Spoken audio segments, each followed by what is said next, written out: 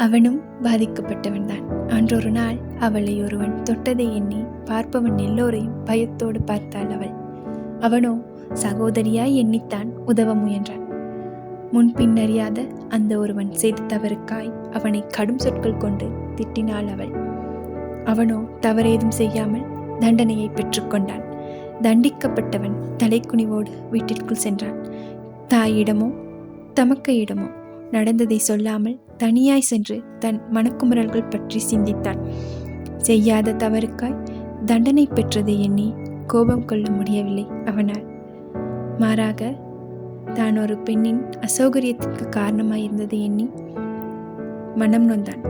மன்னிப்பு கோர மனம் துடித்தது. ஆனால் மறுமுறை அவளை சந்திக்கும் வாய்ப்பு கிடைக்கவே இல்லை அவனுக்கு. வாரங்கள் பல செய்யாத தவறுக்காய் அவனையே அவன் தண்டித்தான். தன் தாய் பற்றி சிந்தித்து மனம் நொந்தான்.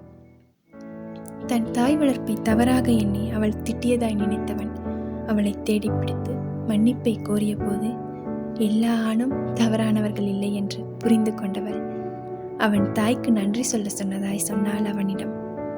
விவரம் புரியாமல் விளக்கம் கேட்டவனுக்கு பதிலளித்தாள்.